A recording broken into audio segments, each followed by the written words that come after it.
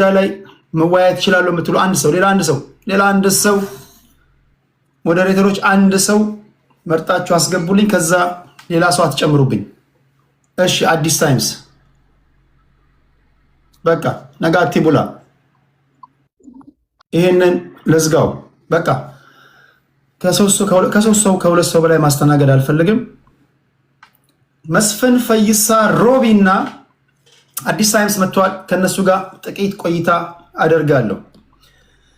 የሀገር መከላከያ ሰራዊት አባላቶችን አስመልክቶ ከሰሞኑ ሰልፍ ስለወጡ ሰዎች ናቸው እኚህ ጀነራል የሚናገሩት። እስኪ አድምጧቸው።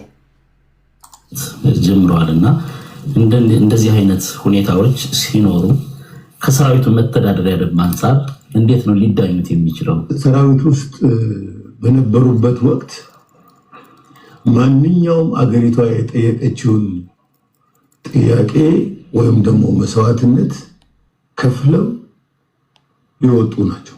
በነበሩበት ወቅት እና ሀገሪቷ ባሰማራችበት ወይም ደግሞ ተቋሙ በላካቸው ቦታዎች ሁሉ ተገቢውን ግዳጅ ፈጽሞ በክብር የተሰናበቱ አባሎቻችን ናቸው። እነዚህ አባሎች በክብር ሲሰናበቱ ወደ ህብረተሰቡ ገብቶ እንደ ማንኛውም ህብረተሰብ ሰላማዊ ኑሮ እንዲመሰረቱ ሜጀር ጀነራል እንዳልካቸው ወልደ ኪዳን ይባላሉ። የሀገር መከላከያ ሰራዊት ወይም የመከላከያ ሚዲያ እና ኮሚኒኬሽን ማዕከል ኃላፊ ናቸው።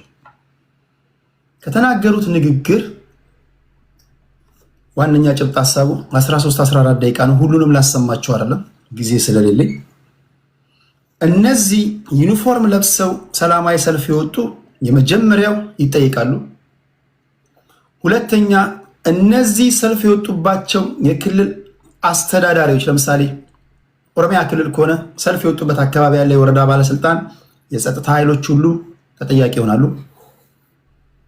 ሌላው እንደ ማንኛውም የህብረተሰብ ክፍል ከማንም ሳይበልጡ ሳያንሱ ሰርቪስ ካለ ሰርቪስ ይሰጣቸዋል እንጂ ከማህበረሰቡ በተለየ ሁኔታ ትሪት ሊደረጉ የሚችሉበት መንገድ የለም ይላሉ። በኔ ትንታኔ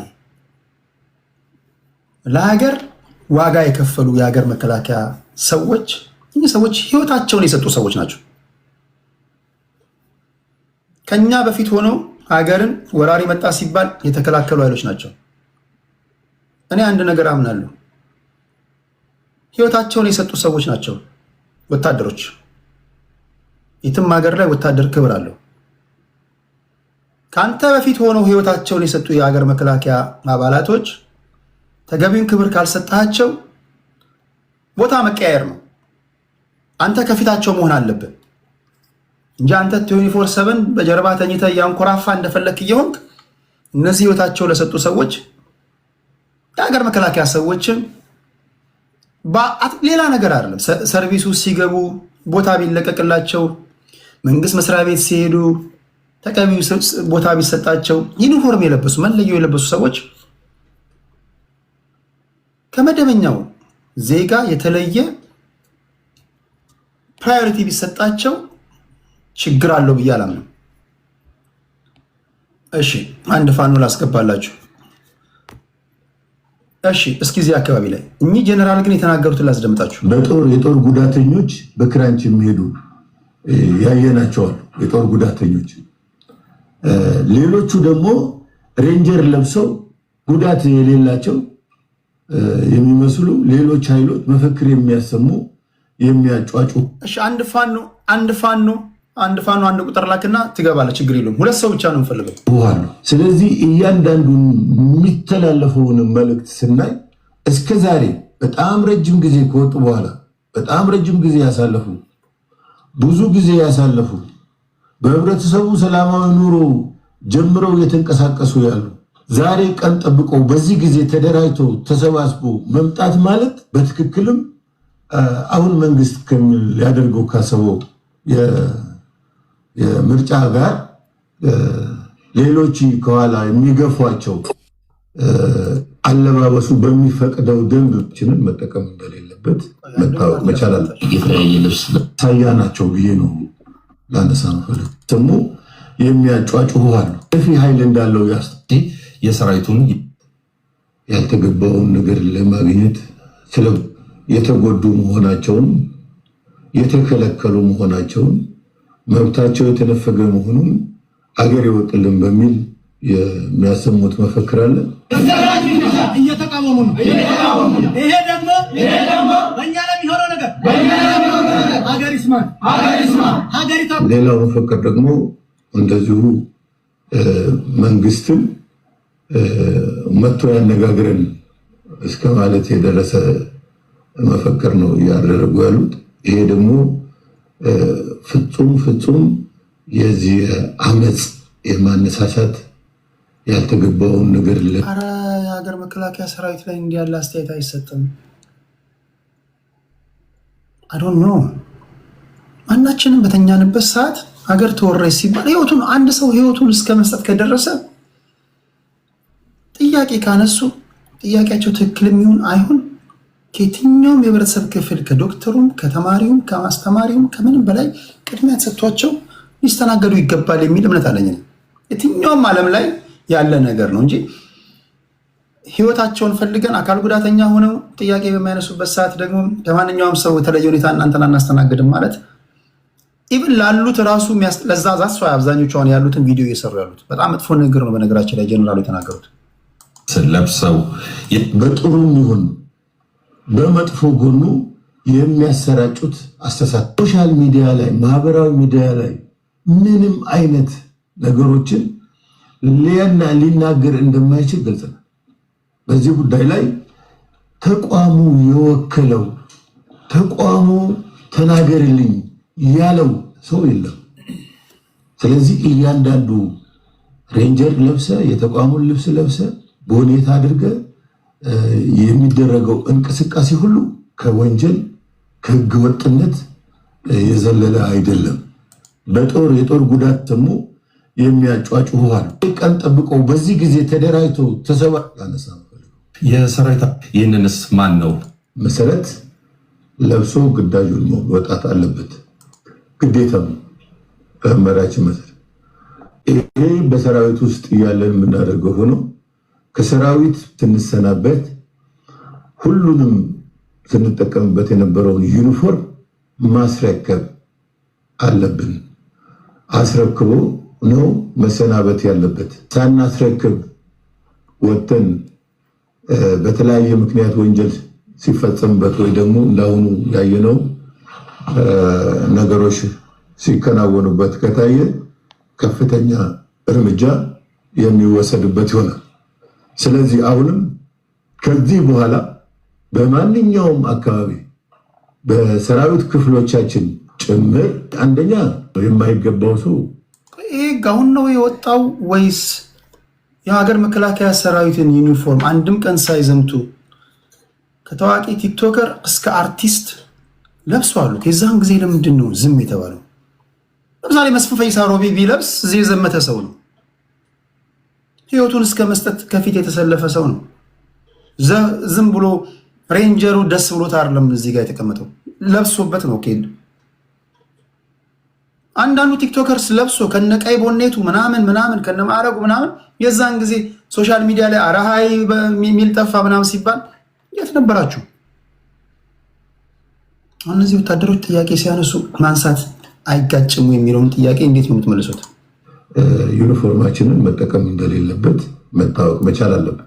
በክብር ተሰናብቶ ወደ ህብረተሰቡ የተቀላቀለ ሰው ሬንጀር ለብሶ ቢታይ በአካባቢው ያለው መስተዳደር፣ በአካባቢው ያለ የጸጥታ ዘርፍ፣ ፖሊስ እንዲሁም ደግሞ በአካባቢው የሚገኝ የመከላከያ ሰራዊት ይሄንን ሰው ልብሱን በማስወለቅ ወደ ካምፕ ማስረከብና አባሉንም ለህግ ማቅረብ የሚገባው መሆኑን ለማሳሰብ ፈልጋል። በቦርድ ስራ ሰርተው ለጉዳት የተዳረጉ ናቸውና እንዲሰናበቱ ይዘው ነው ማንሳት አይቻልም። እነዚህ ሰዎች በቦርድ የተሰናበቱት ስራዎች ተሳትፎ እንደማንኛውም አብዛኛው የተለየ መብት የተቀመጠ ግን ይሄ ፓርት ነው የገረመኝ። የተለየ መብት የሚለው ቆይ ላሰማችሁ ይላሉ። ህብረተሰቡ የሚሳተፍበት ተሳትፎ ላይ ይሳተፋሉ። በግል ስራዎች ተሳትፎ እንደማንኛውም ኢትዮጵያዊ ስራ የግል ስራ መስራት ይችላሉ። በመንግስትም ተወዳድረው ተቀጥሮ መስራት ይችላል። ከዚህ የተለየ መብት የተቀመጠ ግን አይኖርም ማለት ነው። ለምንድን ነው የተቀመጠ ህግም አይኖረው? እኔ አልስማማም። እናንተ የፈለጋችሁትን በሉ። ሀገሬ በተወረች ሰዓት ከፊት አንድ የምተማመንበት ወታደር ነው። አንድ ወታደር ከአንድ ደላላ እኩል የትኛውም ሌበር ፎርስ ውስጥ ተወዳድሮ እኩል መብት ተጠብቆለት ምናምን ሊስተናገድ ይገባል ወይ? አንድ ቢሮ ገብቶ ተሰልፈው ብትለኝ እኔ አልስማማም። የትም ሀገር ላይ ወታደር ክብር አለው እና ታዲያ ምንድነው ቤኔፊታቸው? ህይወታቸውን ሳይሳሱ የሰጡ ሰዎች ጉዳት ደርሶባቸው ወደ ህብረተሰቡ ሲቀላቀሉ ፕራዮሪቲ ካልተሰጣቸው፣ አፈርማቲቭ አክሽን ከሌላቸው አገራቸው ታዲያ በምንድነው የምታገለግላቸው? እነሱ ለሀገራቸው ዋጋ ከፍለዋል። ሀገራቸው ኦኬ፣ በምላሹ ታዲያ ምንድነው ሀገራቸው ለእነሱ የምሰጣቸው? ከማንም ሰው ጋር ተሰልፈ ጉዳይን አስፈጽም፣ ማስታወቂያ ሲወጣ ተሰልፈ በፀሐይ በዝናብ ምናምን ተንጠራ ትቀልዳለህ እንዴ? እና ለዛማ ታዲያ ምንድን ነው ታዲያ? እንዴት ነው ታዲያ ውለታቸውን እንመልሰው?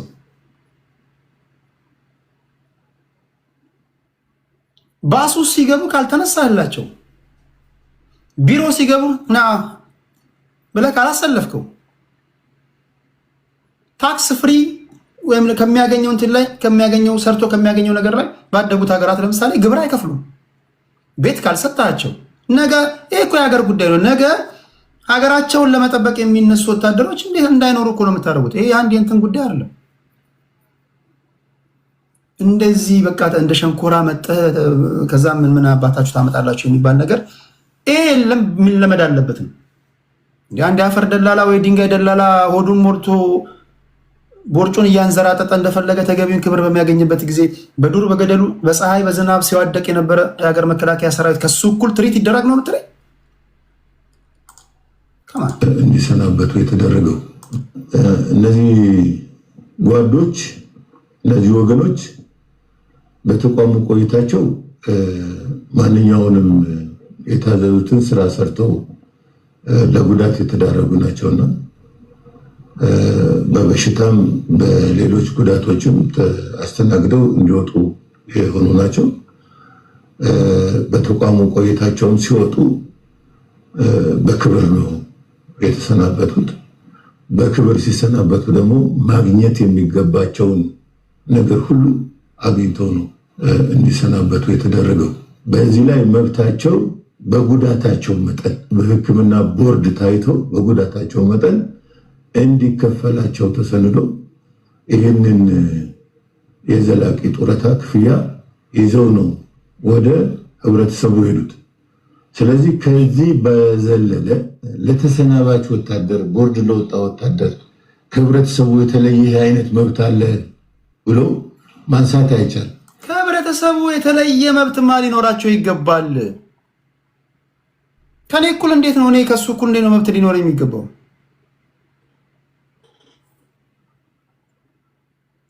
እንዴት ነው? አንዳንድ ከማጅራት መቼ እኩል እንዴት ነው?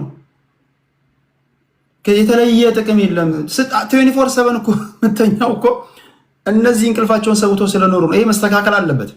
እንዴትም ተርጉሙት እናንተ። እነዚህ ሰዎች በቦርድ የተሰናበቱት የህክምና መብት አላቸው። ይሄንን እንወያይበታለን። ክብራትና ክብራን 15 ደቂቃ እንትን ነው። ሁለት ሰዎች አሉ፣ የተለያየ አይነት ሀሳብ ያላቸው። አዲስ ታይምስን ታውቁታላችሁ። የአዲስ አበባ ህዝብ ድምፅ የሚሆን ሚዲያ ፓርቲ አቋቁሟል። የፋኖም ደጋፊ ነው። በተሳሳትኩኝ ያርመኛል። አንድ ዜና ላይ ትንታኔ የራሳቸውን ምልከታ እንዲሰጡ ነው ምጋብዛቸው። ከሁለቱ ጋር ብቻ ነው ቆይታ የምናደርገው። ምንድን ነው እሱም 7ኛ ዙር ሀገራዊ ምርጫ ሊደረግ ነው። እዚህ ምርጫ ላይ ግን አማራ ክልል 8 የምርጫ ክልሎች ውስጥ ምርጫ እንደማይደረግ የኢትዮጵያ ብሔራዊ ምርጫ ቦርድ አስታውቆናል። በጸጥታ ምክንያት ነው የማይደረገው። ያው በጸጥታ ምክንያት ከሆነ እዛ አካባቢ የሚንቀሳቀሰው የፋኖ ኃይል ምርጫ እንዳይደረግ ማስቻል ከቻለ እናንተ የገዢ ፓርቲ ደጋፊዎች አቅልላችሁ እንደምታዩት ነው ወይ የሚለው እንዴት ትመልሳላችሁ? ስተነትኑ ቁጥቋጦ ውስጥ ምናምን ያለ ነው ካላችሁ፣ አሁን ደግሞ 8 ክልሎች ላይ ምርጫ እንዳይደረግ ማድረግ ከቻሉ በጣም ሪል የሆነ ቻሌንጅ ሰጥቷቸዋል ለሚለው ግብአት አይሆንም ወይ? አጠቃላይ ደግሞ በፋኖ በኩል ደግሞ ትግላችሁ ሴት ነው ያለው የሚለውን ደግሞ እንዲያስረዱ ወይም ደግሞ ይህን ነገር እንዲናገሩ እንዲወያዩ እዚህ ጋር መጥተዋል። ስለመጣችሁ ከልብ ነው ማመሰግነው። ከእነሱ ጋር አንዳንድ 3 ዙር ቆይታ አደርጋለሁ። የመጀመሪያው ተናጋሪ ያደመጣችሁኝ ስለነበራችሁ ትሄዱበታላችሁ። 6 ደቂቃ ቶሎ ቶሎ ይደርሳችኋል። የቤቱ ህግ ምን እንደሆነ ለእናንተ አልነግራችሁም። ወዳጆቼ ናችሁ፣ የቤቱ ቤተኛ ናችሁ። ሰዓት እዚህ ጋር ላስተካክል። መጀመሪያው ከመስፍን ፈይሳ ሮቢ ነው። እስኪ መስፍናችን በተነሱ ጉዳዮች ላይ ሂድባቸው። እስኪ 6 ደቂቃ አለ። ሰላም ነው ታዲያ? 1 2 3 ኦኬ። ድምጽ ይሰማ? ኦኬ ቀጥለው። ሰላም ነው አለን መስፍን። በመከላከያ ላይ ያነሳው ላይ 1 2 ደበልና ወደ ሌላ አልፋለሁ። እውነት ነው መከላከያ በኢትዮጵያ ውስጥ እኔም ከምታገልባቸው መከበር ያለበትና ያልተከበረ እንደ አላቂ ዕቃ የሚጣል ከመላ ዓለም ላይ የኢትዮጵያ ወታደር ነው። ሲሸኙት አጨብጭበው ሲመጣ ደግሞ የሚወረወርበት አገር ነው። ይሄ ህግ ሊወጣለት ሊሻሻል የሚገባ ጉዳይ ነው። ነገ እዚች ሀገር ላይ ሰራዊት ተተኪ ሰራዊት ሊኖረን የሚገባው አገልግሎቱን ፈጽሞ አካል ጉዳተኛ ሆኖ በተለያየ ነገር የተቀነሰ ሰራዊት ክብር ካልሰጠን ሌላ ወታደር አይኖርም ነው። ነገር ግን አሁን በወታደር ህግ ምን አለ? ከጡረታ ስትወጣ በአካል ጉዳተኝነት ስትወጣ 2 ነገር ታገኛለህ። 1 ቦርድ ታገኛለህ፣ 2ኛ እድሜ ልክን ከነቤተሰብ ከጦር ኃይሎች ነፃ ህክምና ታገኛለህ። ከዚህ ውጪ በህግ የተቀመጠ መብት የለም። ሰራዊቱ ሲገለል ልብሱን አስረክቦ ነው የሚወጣው። ልብስን አውልቀ አስረክበ ወደ ሲቪል ነው የምትቀላቀለው። ከዛ ውጪ ልብስ ለብሰ ከተገኘ ጡረታን ሁሉ ሊያሰርዝብ ይችላል። ያንን ዩኒፎርም ለብሰ ወታደር የትኛውም አመጽ ውስጥ የትኛውም ሰልፍ ውስጥ አይሳተፍም ነው የሚለው ህጉ። እሺ ወታደር ያልሆኑ ሰዎች የወታደሩን ልብስ ለብሰው በአደባባይ ላይ ሲታዩ ምን እሱ ነው ስህተት። እሱ በጣም እኔ ቪዲዮ ሰርቼበታለሁ። መዓት አንድ ቀን እንኳን ላባቸውን ሳልባቸው ማሰልጠኛ ግቢ ሳይቀቡ በላብ የሚለበሰው ልብስ የሚለብሱ ቲክቶከሮች ምን ብዙ ጊዜ ቪዲዮ ሰርቼበታለሁ። ብዙ ጊዜ አንድ ሰው ዶክተር የሚሆነው ተምሮ ነው የዶክተር ልብስ የሚለብሰው። ወታደርም የምትሆነው ላብ ጠብ አድርገህ ነው ዩኒፎርሙን የምትለብሰውና እሱ መከላከያ አካባቢ ያለ ስህተት ነው። ነገር ግን አሁን እነዚህ ሰሞኑን ሲያደርጉ የነበሩ ቢሾፍቱ አካባቢ ነው። ቢሾፍቱ አካባቢ ብቻ ለምን ነው የሚለው ራሱ መልስ ይፈልጋል። ምክንያቱም በመላ ዓለም ነው ተቀናይ ሰራዊት ያለው። የራሱ አጀንዳ አይኑሮ ከራሳቸው ተነስቶ ይሁን በሲቪል ልብሳቸው እንደማንኛውም ሲቪል መብት ካላቸው መብት ይጠይቃሉ። መከላከያ ግን በህግ የተቀመጠላቸው መብታቸውን አክብረዋል። ቦርድ እንደ አካል ጉዳት መጠናቸው ቦርዱ የወሰነላቸውን ገንዘብ ያገኛሉ። እድሜ ልካቸውን ህክምና ያገኛሉ። ከዛ ሲወጡ የተለየ በህግ የተቀመጠ ስለሌለ ያ ነው ስህተቱ። መኖሪያ ቤት ማግኘት አለበት፣ መከበር አለበት፣ ሰልፍ መጠበቅ የለበትም። እነዚህ በህግ አዋጅ ታውጆ ሊሰሩ የሚገባ ነበረ። ግን ኢትዮጵያ ውስጥ የህግ ስለሌለ ለሰራዊቱ አገሪቷ የሰጠችው ክብር ዝቅ ያለ ክብር በመሆኑ ሊስተካከል የሚገባል የሚል እምነት አለኝ። ወደ ምርጫው ሳልፍ 8 ክልሎች ነው ያልከው ቴዲ፣ ስህተት ነው። 8 ክልል ሳይሆን 8 የምርጫ ጣቢያ ነው። ያ እኮ 8 የምርጫ ጣቢያ 8 የምርጫ ክልሎች ማለት ነው። 8 ክልል አይደለም። ክልል ማለት ኦሮሚያ፣ አማራ ኖ እንደዛ ማለት አማራ ክልል ውስጥ ሆኖ 8 የምርጫ ክልሎች ጣቢያ ማለት 90% ምርጫ ይደረግበታል። ሪስክ ኤሪያዎች የሚባሉ መኪና እንኳን የማይገባ በፈረስ በአህያ አጓጉዘ የምትመርጥበት ምርጫ ጣቢያዎች አሉ፣ መኪና የማይገባባቸው። ይሄ 90 ምርጫ ቦርዱ 97 ነው 96% አማራ ክልል ምርጫ ይካሄዳል ብለዋል። ቆይ የኔ ጥያቄ ቆይ ክልል 3 አማራ ክልል ውስጥ 8 የምርጫ ጣቢያ ቆይ ስማኝ ቆይ ሰው ይገባል ንግግሩ ይገባል። ክልል ሲባል ኦሮሚያ አማራ ምናምን እሱን አይደለም። እሱ 16 ክልል ነው ያለው። ከዛ ውስጥ 5 ክልል ብቻ ነው ሊደረግ የሚችለው። እንደዛ አይደለም። ማንም በዛም መንገድ አልተረዳውም። አማራ ክልል ውስጥ የምርጫ ክልሎች አሉ ጣቢያ አንድ ምርጫ ጣቢያ 1000 ጣቢያን በለው ችግር የለውም። የኢትዮጵያ ብሔራዊ ምርጫ ቦርድ መረጃውን ሲያደርሰን ክልል ብሎ ስለነገረ ነው። ኢትስ ኦኬ ምንም በለው ያግባባናል ለማለት የፈለግከው። እነዚህ የምርጫ ክልሎች ምርጫ የሚሰጥባቸው አካባቢዎች ክልል ውስጥ ሌላ ክልል ሊኖር አይችልም እኮ። ለምንድን ነው ምርጫ እንዳይደረግ የተከለከለው? ያው በጸጥታ ምክንያት ነው ከተባለ ፋኖ ነው። የኔ ጥያቄ ፋኖ በዚህ ደረጃ ምርጫ እንዳይደረግ ከተከላከለ የፌዴራል መንግስቱን የተገዳደረ ነው ማለት ለሚለው ማሳያ አይሆንም። ሊሆን አይችልም። እንደውም አማራ ክልል እነሱ እኮ 90% በእኛ እጅ ነው። አማራ ክልል 90% እኛ ቁጥጥር ስር ነው ያለው። የትም ምርጫ ጣቢያ መምረጥ አይችሉም ሲሉ ነበረ። ዛሬ ባየኸው የአማራ ክልል መስተዳደር ሰልፍ ያልተወጣበት ከተማ የለም። ያ ሁሉ ህዝብ መቼም በመከላከያ ከቤቱ ናውጣ ተብሎ ጎንደር አይታል፣ ባህር ዳር አይታል፣ ምክትል ፕሬዝዳንቱ የተገኘበት ደሴ፣ ኮምቦልቻ፣ እዚህ ፍኖተ ሰላም፣ ደብረ ታቦር፣ እንጂባራ እነዚህ ሁሉ ያ ህዝብ ወጥቶ የአንድ ክልል ውስጥ እኮ ምርጫ ጣቢያ ውስጥ አንድ ምርጫ ጣቢያ የሚባለው 1500 ተወካይ 1500 ነው ተወካይ የአንድ ምርጫ ጣቢያ። አንተ 8 ክልል የምትላቸው አንድ ምርጫ ጣቢያ ላይ ምንድን ነው?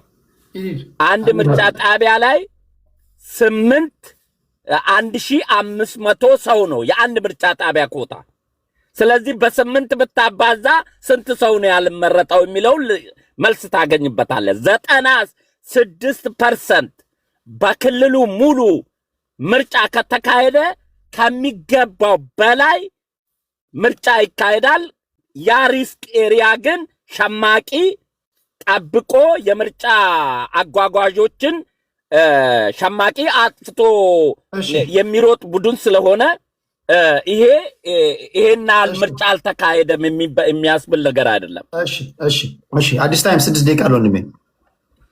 ኦኬ በመጀመሪያ እንግዲህ በወታደሮች ባደረጉት አመጽ እሱ ላይ ትንሽ ሀሳብ ልስጥና ወደ ምርጫው ሄዳለሁ። እና ወታደሮቹ መብታቸውን የጠየቁት በጣም በሚገርም ሁኔታ እንግዲህ እግዚአብሔር ያሳይ። እዚህ ሀገር አሁን ቬትራን ይባላሉ። በተለይ ውንድድ የሆኑ እነዚህ የቆሰሉ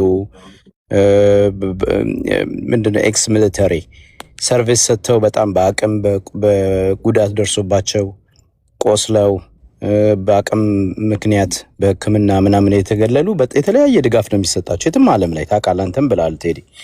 እና እግራቸው የተቆረጡ ሰዎች በዚህ በኑሮ ውድነት ራሳቸውን የማይችሉበት ሀገር ነው እግራቸው የሚቆረጠው።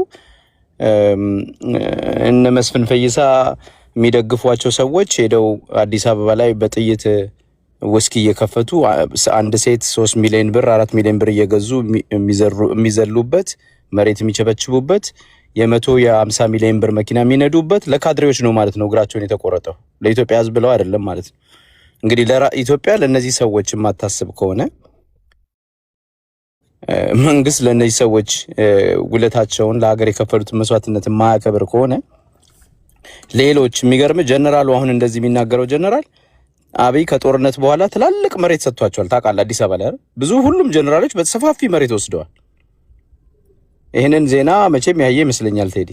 በጣም ሰፋፊ መሬት ወስደው በብዙ ሚሊዮን ብር የተንጣለለ ቦሌ አካባቢ ብዙ ቦታ ወስደው ጀነራሎቹ የዘናጭ ኑሮ የሀብታም ኑሮ እየኖሩ ነው የሚገርም ሁኔታና ድሃው ደግሞ ምስኪን ወታደር እግሩ ተቆርጦ ሜዳ ላይ የሚጣልበት ነው። ስለዚህ በጣም ነው የሚያሳዝነው። ብዙ ዋጋ የተከፈለለት ሀገር ኢትዮጵያ። እኔ ጀነራል ተስፋ የሚባሉ የደርግ ወታደር እያወሩ ነበር እንዴት ናቅፋ ላይ 500 ወታደር ተከቦብን እነዛ 500 ወታደር ለማስለቀቅ 6 ወር መከራቸውን አየር ወለድ ነበር እሳቸው የሚመሩትና እንዴት አድርገን ገብተን ዋጋ ለመክፈልና እንግዲህ በጣም ተከበዋል። መዳንም አይችሉ ናቸው። ግን የኔ ሰራዊት ይላሉ እሳቸው የሚመሩት የአየር ኃይል ጦር ወደ 100 ሰው ከአየር ወረደና እነዛን 500 ሰው ለማዳን አለ እና 6 ወር የሚበሉት አጥተው ምን ብለው ግማሹ ከዛ ውስጥ 20 ሰው ነው የወጣው 20 ሰው ነው የወጣው እና ግማሾቹ በጥይት ሲመቱ ሕክምና ያገኙ እግራቸውን በቢላና በድንጋይ እየቆረጠን ያቺ ሀገር ብዙ መስዋዕትነት ተከፍሎላታል። ቴዲ አፍሮ ጀግኖች በመርዝ ጋዝና በምን አረው ሞተውልሽ አረው ተቃጥለው ብሎ ዘፍኗል። ትክክለኛ ነገር ነውና ያቺ ሀገር ብዙ ዜጎች ዋጋ ከፍለውላት ለሀገር አንድነት ብለው ሞተውላት፣ ሌቦች ግን ደሟን የሚመጡ ህዝቦቿን የሚገሉና ስጋቸውን አጥንታቸውን የሚበሉ ካድሬዎች መጫወቻ ሆናለች። በጣም የሚያሳዝነው ማለት ነው።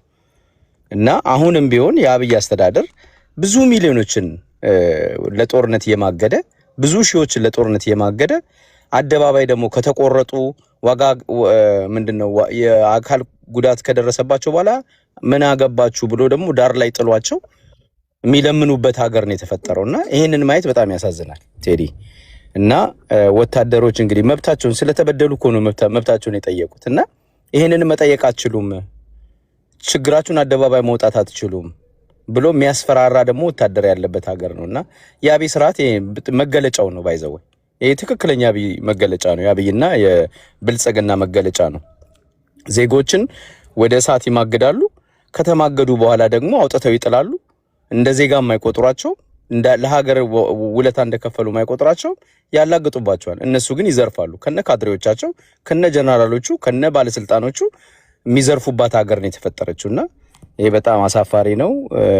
ይህንን ስርዓት የኢትዮጵያ ሕዝብ እስካልጣለ ድረስ እንደዚህ አይነት ነገሮች የምናየው የስርዓቱ መገለጫ ነው። እውነት ለመናገር የስርዓቱ ባህሪው ነው ቴዲ። በብዙ ነገር ማንሳት እንችላለን። ይህን ስርዓት ህዝቡን ከመሬቱ ላይ ነቅሎ ዳር ላይ ይጥላል። አይመለከተኝም ይላል። ይዘርፋል። ህዝቡን በኑሮ ውድነት ያሰቃያል። ብዙ መከራ ያመጣ ስርዓት ነው። ግን እንደ ቅዱስ የሚታይ ስርዓት ነው። ራሱን እኔ የብልጽግና ከስሙ ጀምሮ ብልጽግና መጣውላችሁ ነው የሚለው። ግን ብዙዎችን መከራ እንግዲህ እግዚአብሔር ያሳይ። ይሄ ስርዓት ሲመጣ ቴዲ አንድ ኩንታል ጤፍ ስንት ብር ነበር? አንድ ጋዝ የመኪና ጋዝ 30-40 ብር ነበር የሚሸጠው። አሁን 300 ብር ነው የሚሸጠው። ጋዝ ስለተወደደው ምናምን እንዳትለኝ። ከይሄ የኢራን ጦርነት ከመጀመሩም በፊትም 250 ብር 300 ብር ነው የሚሸጠው ጋዝ። ምግብ አንድ ኪሎ ስጋ የዛኔ ምን 40 ብር 50 ብር ሊሆን ይችላል። አሁን 5000 ብር ነው የሚሸጠው። የብር መግዛት አቅሙ ወርዶ እዚህ ደረጃ እንዲገባ ያደረገ ስርዓት ነው። ኑሮ እንዴት ህዝብ ላይ እንዴት መከራ እንዲሆን ያደረገ ስርዓት ነውና የወታደሮቹ በጣም ያሳዝናሉ። አሁን እኔ የማስተላልፈው መልእክት የምግብ ዋጋ ያልጨመረበት ሀገር አለ ዓለም ላይ? ሁሉም ጋር ሪሌቲቭሊ ሁሉም ቦታ ይጨምራል። አሁን እኛ ሀገር ጨምሯል ቴዲ። የምግብ ዋጋ በየጊዜው ሊጨምር ይችላል። ግን ጨመረ። አሁን ይኸውልህ የመጨመር አንዴ ቃል እሺ፣ ኦኬ ቴዲ፣ እዚህ ሀገር የሚጨምረው አንድ ምግብ ለምሳሌ አቮካዶ ስብስብ ጨመረ ይባልና 10 ሳንቲ አቮካዶ ላይ 20 ሳንቲ ነው የሚጨምረው። we're talking about እኮ 200-500% 1000% አይጨምርም። ኢትዮጵያ ውስጥ እኮ 1000 ምናምን % ነው የሚጨምረው። አብይ ከመጣ ነገርኩ 30 ብር የነበረ ጋዝ 300 ብር ነው። ስንት % ነው የጨመረው? ገብቷል? 3000 እጥፍ ነው የጨመረው ማለት ነው። ገብቷል? 30 ብር የነበረ 300 ብር ከሆነ እግዚአብሔር ያሳየ እስኪ ስንት %፣ በስንትና ስንት % ነው የሚጨምረው? እና ሁሉም ቦታ ሊጨምር ይችላል። ግን እንደዚህ ኢትዮጵያ ውስጥ እንዳለ የኑሮ 500 ብር 400 ብር የምትገዛው ማን ነው? 100 ብር የምትገዛው ስጋ 5000 ብር ሲገባ ስንት % እንደጨመረ ቴዲ አንተ አስለው። ስለዚህ ስለ ምርጫው ሳልናገር ግን ትንሽ እስኪ ዞሮ ይመጣል። ሰዓት ስለሌለን የነዳጅ ዋጋ 300 ብር ነው ያለው። በፊት 30 ብር ነበረ። ስንት ፐርሰንት እንደሆነ ፐርሰንታይሉን አውጡ። ስንት ፐርሰንት እንደሆነ ፐርሰንታይል ያመጣት አይከብዳችሁም ብዬ ነው። እሺ ያው ለማንኛውም ለዚህ መልስ መስጠት ያለበት ያው መስፍን ፈይሳ ሮቢ ነው። እሺ መስፍናችን 6 ደቂቃ አለ። ቴዲዬ አሁን ሰራዊት ልክ አብይ ሰራዊት እንደ የመጀመሪያ እንደቀጠረ አስመስሎት አዲስ ታይምስ እንዳቀረበው የባድሜ ጦርነት 2000 ብር ተሰጥቶ ነው የተባረረው። ያ ሁሉ ሰራዊት መለም እግር ተቆርጦ ሰልፍ ልትወጣተውና መለመን አችልም። ከባድሜ ጦርነት ነው እግሬ ያጣሁት ብለህ አሁን እኮ ሰልፍ ነው የሚጠይቁት። የተሰጣቸው ጡረታም ከወያኔ ሰዓት ጊዜ የተሻለ ነው። እኔም ማምነው ህግ ሊሻሻል ይገባል። ለሰራዊቱ አገሪቷ እንደምታዘምተው ከእያንዳንዱ ዜጋ ላይ ታክስ ተቆርጦ ሰራዊቱ የተሻለ ኑሮ የሚኖርበት መብት ሊከበር ይገባል። ህግ በፓርላማ ሊጸድቅ ይገባል። ይሄ አምንበታለሁ። ግን ከበፊቱ የተሻለ ነው ብዬ ነው ማምነው። ቤት እየተሰራላቸው ነው በየአካባቢው። መከላከያ ፋውንዴሽን ተቋቁሞ ጥሩ ነው። ግን ይሄ በቂ ነው አይደለም። አገሪቷ ሰራዊቱን የምታከብርበት መጠን ከአፍሪካ የመጨረሻው ነው። ወደ ነዳጅ ልለፍ እስኪ። ኢትዮጵያ ውስጥ ነዳጅ ውድ ከሆነ ከኢትዮጵያ ለምንድን ነው ኬንያ ሄዶ ኮንትሮባንድ የሚሸጠው? ለምንድን ነው ከኢትዮጵያ ወደ ኤርትራ ተጭኖ ኮንትሮባንድ የሚሸጠው? ለምንድን ነው ወደ ሶማሌ ተጭኖ ነዳጅ በአቋራጭ ቦርደር እየተሻገረ የሚሸጠው? ለምንድን ነው ጎረቤት አገር ከኛ ርካሽ ከሆነ ከኢትዮጵያ ወደ ኬንያ የሚሄድበት ነዳጅ ከዛ ነው ወደዚህ መጥቶ መሸጥ የነበረበት? ኢትዮጵያ ውስጥ ውድ ከሆነ ከየትኛውም ጎረቤት ሀገሮቻችን ኢትዮጵያ ርካሽ ነው ነዳጅ የሚሸጠው አሁን ባለበት የዓለም ገበያ ማለት ነው። በኮንትሮባንድ ወደ ኬንያ ተወስዶ ከተሸጠ ኢትዮጵያ ውስጥ ነዳጅ ርካሽ ስለመሆኑ ማሳያ ነው ወይስ ህገወጥ ነጋዴዎች ጨማሪ ነው? ከኛ በላይ ስለሚጨምር ማለት ነው ኬንያ ላይ። ቆይ በኮንትሮባንድ ነው ያልኩህ አይደል? በህገወጥ መንገድ ከኢትዮጵያ ነዳጅ ማደያ ገዝተው በቦቴ በጀሪካን ወደ ኬንያ ሄዶ ያተርፋሉ። ወደ ኤርትራ አሁን ወያኔዎቹ ወደ ኤርትራ ነው ነዳጅ የሚጭኑት። ቦርደር ያላቸው ለዛው የወደብ ክራይ ማይከፍሉ ኤርትራ በህጋዊ መንገድ ካልሆነ በኮንትሮባንድ በኬንያ በቦርደር ምናምን እያለፈ ከሆነ ኬንያ ላይ የሚቸበቸበው እነዚህ ቸብቻቢዎች ከስርዓቱ ጋር ጥገኝነት ያላቸው ወይም ልዩ ተጠቃሚ የሆኑ በነፃነት በገፍ ነዳጅ የሚያገኙ ሰው በነፃ አግኝቶ ኬንያ ሱዳን እንደፈለገስ ቢሸጥ ምን ችግር አለው? ይሄ ታራ የስርዓቱን ወይም ደግሞ የቁጥጥር መላላትን ያሳያል እንጂ የሚያገር ነዳጅ ትክክል ነው። የቁጥጥር መላላቱ እንዳለ ሆኖ የኢትዮጵያ ውስጥ ያለ የነዳጅ ውድነትን እና የጎረቤት ሀገር ነዳጅ ውድነትን ነው ሊያሳይ የፈለኩት እኔ። አሁን ኢትዮጵያ ውስጥ ነዳጅ ልክ ከሌሎ ጎረቤት ሀገሮች ቦርደር ያላቸው የባህር በር ያላት ኬንያ የባህር በር አላት። ነዳጅ ከኛ በላይ ነው የሚሸጠው። ሶማሌ ኢትዮጵያ 1 ሊትር ነዳጅ ስንት ነው? 1 ሊትር ነዳጅ ስንት ነው ኢትዮጵያ? አሁን ለካ ምናምን 160 ነው 180 ገብቷል። አሁን 180 አዎ 1 ሊትር 1 ሊትር እኛ እኮ አሁን ከኢትዮጵያ በብር የመጣን በውጭ ምንዛሬ የመጣን ነዳጅ አይ ቲንክ ሰብሲዳይዝ ይደረጋል፣ ድጎማ አለው። ይሄን ነዳጅ የምታወጣበት መንገድ ካለ ወደ አሜሪካ ወስደ ብትሸጠው በዶላር በብር ገዝተ በዶላር ብትሸጠው ኢትዮጵያ ውስጥ እንግዲህ 1 ዶላር 180 ብር ነው። አሜሪካ ውስጥ ነዳጅ 1 ሊትር አይ ዶንት ኖ 4 ከምናምን ነው። 1 ዶላር ማለት ነው ኢትዮጵያ ውስጥ። ቆይ በብር የገዛኸውን አሜሪካ ወስደ በዶላር ስትሸጠው እኛ ጋር በብር 180 ብር ማለት ነው። 1 ዶላር ማለት ነው አሜሪካ እኛ ጋር በ180 ብር በብር ገዝተ አዎ 1 ሊትር አሜሪካ ጎረቤታችን ናት ትበልና አሜሪካ ላይ ደግሞ ወስደ ራሱን 1 ሊትር በ5 ዶላር ብትሸጠው ኢትዮጵያ ውስጥ ነዳጅ ርካሽ ስለመሆኑ ማሳያ ነው። አዎ $5 ስንት ነው በኢትዮጵያ? $5 ስትመነዝረው ወደ 600 የኢትዮጵያ ብር ማለት ነው። 600 የኢትዮጵያ ብር ማለት ነው። ኦኬ። አሜሪካ ላይ ነዳጅ በዶላር ነው የምትገዛው። ኢትዮጵያ ደግሞ በመንግስት ድጎማ የገባ ነዳጅ ነው፣ ሰብሲዳይዝ ተደርጎ ነው። ይሄ ሰብሲዳይዝ የተደረገ ነዳጅ ለህብረተሰቡ ነው ጥቅም ላይ መዋል የሚገባው። ነገርኩ እኮ ወደ ጎረቤት ይሄ የመንግስትን ገንዘብ የመንግስትን መላላትነት ያሳያል እንጂ በብር ገዝተማ በዶላር ከሸጥክማ እኮ ሌባንማ ከሀገር እንዲጠፋ እኮ አስፈላጊ ነው። ለምሳሌ አሁን እነ በረከት ገበሬ ነዳጅ ከመሃል ገዝተው በረከት ገበሬ አቆይተው መሃል ከተማ ላይ ነው በቪዲዮ ስንቴን ያሳዩዋችሁ ሞደፊክ ሰርተው በውጭ ምንዛሪ በሌለ በውጭ ምንዛሪ የመጣን ነዳጅ መሃል ከተማ ላይ አሁንም ላሳያችሁ ይችላሉ። ቆጣሪ አበጅተው መኪና አሰልፈው የሚቀዱ ሰዎችን አላያችሁ? ይሄን ማን ነው? ሌቦች አሉ። ሌባ በጉራንጉር በምናምን ነው እኮ መሃል ከተማ ላይ ህገወጥ እኮ ነው። ቴዲ እሱ ማን ናቸው እነዚህ ሰዎች?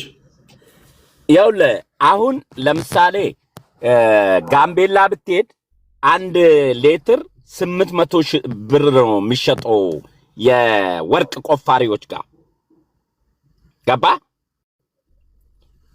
ይሄ ኮንትሮባንድ ልትቀንስ ነው የምትችለው እንጂ ከውጭም ኮንትሮባንድ የሚገቡ እቃዎች አሉ።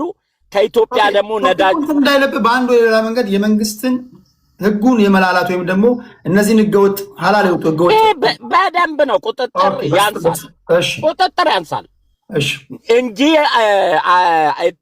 አዲስ ታይምስ ኢትዮጵያ ውስጥ ካሉት ዓለሞች በብልጽግና ምክንያት ነዳጅ ውድ አደረገ ብሎ የሚገለጽበት ጉዳይ አይደለም ልልህ ፈልጌ ነው። የተሻለ ነው እንደውም ከሌሎች ዓለማቶች የባህር በር ያላት ኤርትራ ከኛ በላይ ነው ውድ የምትሸጠው። የባህር በር ያላት ኬንያ ከኛ በላይ ነው። እኛ የባህር በር ሳይኖረን ለባህር በር ወደብ ክራይ ከፍለን አዲስ አበባ ተመቶ ግን ለዜጎች የሚሸጠው ከጎረቤት አገሮቻችን ዝቅተኛ ነው። አሁን ባለ የዓለም ገበያ አንድ ያልገባህ ነገር ይኸውልህ፣ እንደዛ አይደለም ካልኩሌሽን የሚሰራው። ከኢትዮጵያ ወስደ በኢትዮጵያ ብርና በኬንያ ሽልንግ መካከል ልዩነት አለ። በኢትዮጵያ ብር የገዛውን ነዳጅ የምታስወጣበት መንገድ ተመቻችቶልህ ኬንያ ላይ በሽልንግ ሸጠ ያን ሽልንግ ወደ ገንዘብ ቀይረ ድጋሚ ከኢትዮጵያ ማርኬት ላይ ከጅቡቲ ነዳጅ ገዝተ ኬንያ እየወሰድክ ብትሸጥ ከሆማ በአንድ ጀንበር ሚሊዮነር ነው ቢሊዮነር ነው የምትሆነው። ይኸውልህ የኬንያን ሽልንግ ኬንያ ውስጥ መጠቀምና የአሜሪካንን ዶላር አሜሪካን ውስጥ መጠቀምና የአሜሪካንን ዶላር ኢትዮጵያ ውስጥ መጠቀም የተለያየ ነገር ነው። እኚህ ሰዎች ነዳጅ ከኢትዮጵያ ወስደው በህገወጥ መንገድ አውጥተው አሜሪካ ገበያ ላይ በዶላር ሸጠው ዶላሩን በብላክ መንዝረው ድጋሚ መጥተው ከኢትዮጵያ ይገዛሉ፣ አሜሪካ ላይ ይሸጣሉ። የሚያስተላልፉበት መንገድ ስላለ ይሄ በምንም ታምር የነዳጅ ዋጋኛ ጋር ቅናሽ ሌላው ሀገር ላይ ውድ ስለመሆኑ ማሳያ አይደለም። ህገወጥነት ወይም ደግሞ ህገወጥ ደላሎች ወይም ህገወጥ ነጋዴዎች ከስልጣን ላይ ካሉ ሰዎች ጋር ቁርኝነት ያላቸው ሰዎች እንደ ልብ የሚፈነጩበት መንገድ እንዳላቸው ማሳያ ነው። ይኸውልህ እኔ እያልኩ ያለው ቴዲ እኮ ከኢትዮጵያን ባይሄድ ኬንያ በራሷ ገዝታ ለዜጎቿ የምታቀርበው በዶላር ስንመታው ከኛ ይበልጣል። እዛው ላሉ እሱ ትክክል ነው። ከኛ ወስደህ ስትሸጥላቸው በእነሱ መገበያያ ገንዘብና የእነሱ መገበያያ ገንዘብ ለውጠ ከኛ ጋር ስትገዛ ግን ታሪኩ ሌላ ነው እያልኩ ያሉት። እንግዲህ አትራፊዎቹ ምን ሊያተርፉ እንደሚችሉ አላውቅም፣ ግን ብዙ ጊዜ ፖሊስ ሲይዝ ወደ ኬንያ ወደ ኤርትራ፣ አሁን ወያኔዎች ወደ ኤርትራ ያስተላልፋሉ ነዳጅ። መቼም ትርፍ ሳይኖረው ጥቅም ሳይኖረው ከኢትዮጵያ አውጥቶ ወደ ጎረቤት ሀገር የሚሸጡበት ምክንያት የለም። የሆነ ቤኔፊት አለው ማለት ነው። እሱን እንኳን ካልኩሌት አናደርግ። ራሷ ኤርትራና ጅቡቲ ምንድነው ኬንያና ሶማሌ ገዝተው ለዜጎቻቸው እንደኛ የሚያስገቡት ከኛ በላይ ነው የሚያስገቡት ነው እያልኩ ያለሁት። ማንም ሰርች ማድረግ ይችላል።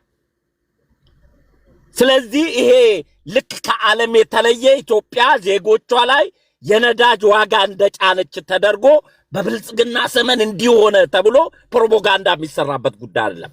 ነዳጅ የዓለም ችግር ነው። አሜሪካ ሚኒሶታ 2.50 ነበረ ጦርነቱ ከመጀመሩ በፊት። ዛሬ 4.50 ነው የምንገዛው። ተመልከት፣ እጥፍ ነው የጨመረው።